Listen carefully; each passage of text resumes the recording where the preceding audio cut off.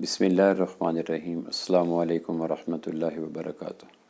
الحمدللہ وحدہ والصلاۃ والسلام علی من لا نبی بعد۔ معزز سامعین، جب احد کا میدان سج چکا، 3000 مشرک، اونٹوں کا بحری بیڑا، جنگی گھوڑے، بے پناہ ساز و سامان، اور مدینہ سے مکہ سے آنے والے ایک ایک جنگجو ہزار پہ بھاری، ادھر 700 کے لگ بھگ، محدود سی تلواریں، چند ایک گھوڑے، تھوڑے سے اونٹ، لیکن یقین اللہ کی ذات پہ تھا۔ تو آمنا سامنا ہوا تو آمنہ کے لال صلی اللہ علیہ وسلم نے ان کو موٹیویٹ کیا، ایک کچھ خطبہ دیا، جو احد کا خطبہ سیرت کی کتابوں میں ملتا ہے۔ میری یہ خواہش ہے، بلکہ میرے لیے اگر ممکن ہوتا تو میں دنیا کے ہر شخص تک احد کے خطبے کی کچھ باتیں پہنچا سکتا تو پہنچا دیتا۔ میں 4 باتیں آپ کو رکھتا ہوں، پھر آپ اس بات کو دیکھیے گا کہ وہ ہوش ربا منظر، خوفناک مرحلہ، جنگ کی تیاریاں اور دشمن کے تیاری، اور اپنے سے 5 گنا زیادہ افرادی قوت، اور ادھر مکہ میں مدینہ کے عبداللہ بن ابی کا ساتھ چھوڑ دیا، یہ سارے منظر اگر آپ کے ذہن میں ہو تو اس وقت ان خطبے کے الفاظ کو اگر آپ اس پس منظر میں سوچیں گے تو پھر آپ کو نبی رحمت صلی اللہ علیہ وسلم کے ویژنری ہونے کا آپ کو انداز ہو جائے گا کہ یہ باتیں اس خوفناک میدان میں، جب کہ تندور دہک چکا ہے، انگارے برس رہے ہیں، ہوائیں چل پڑی ہیں، تلواریں چمک رہی ہیں، نیزے انیوں سے بہرا چکے ہیں، گھوڑے ہنہنا رہے ہیں، لڑائی کا اب آغاز ہوا کہ ہوا، بادل برسا کہ برسا، اس وقت اطمینان کے ساتھ اپنی پاکیزہ فوج کو، جو درس گئے صفا کے تیار شدہ صحابہ تھے،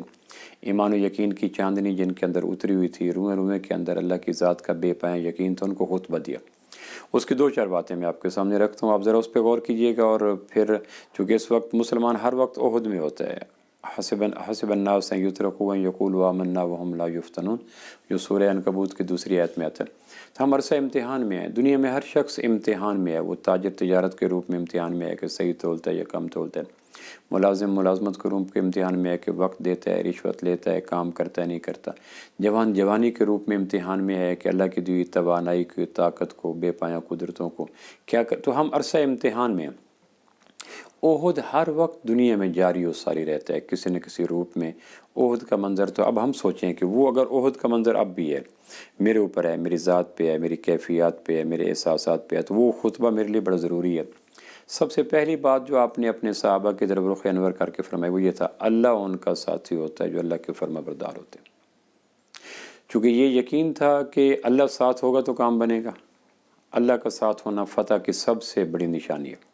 یہ روئیں روئیں میں، اس مختصر سی جماعت کے روئیں روئیں میں اترا ہوا یقین تھا۔ اس یقین کے لیے کہ اللہ ساتھ ہوگا تو کام بنے گا، تو آپ نے اللہ کے ساتھ ہونے کی ایک کلید، ایک چابی، ایک نسخہ کیمیا دیا۔ اللہ ان کے ساتھ ہوتے ہیں جو اللہ کے فرما بردار ہوتے ہیں، یہ نسب کے بنا پہ اور عہدے کے بنا پہ، ان بنا پہ اللہ کے ساتھ نہیں ہوتے۔ نسب کوئی ہو، قبیلہ کوئی ہو، عہدہ کو، اگر آپ فرما بردار ہیں تو اللہ آپ کے ساتھ ہے، اور اگر اللہ آپ کے ساتھ ہے تو قلت بھی کثرت ہے، شکست بھی فتح ہے۔ دوسری بات آپ نے یہ ارشاد فرمائی کہ آپس کا اختلاف بزدلی کی نشانی ہے، اختلاف سے بچنا۔ اگر کاش آج امت میں یہ بات آ جائے کہ آپس کا اختلاف بزدلی کی نشانی، آدمی کو کمزور کر دیتا ہے، نہتہ کر دیتا ہے، بے وقت کر دیتا ہے۔ تیسری بات آپ نے ارشاد فرمائی، جبریل میرے دل میں بات ڈال گیا کہ کوئی آدمی اس وقت تک نہیں مر سکتا جب تک اپنا دانا دانا نہ کھالے۔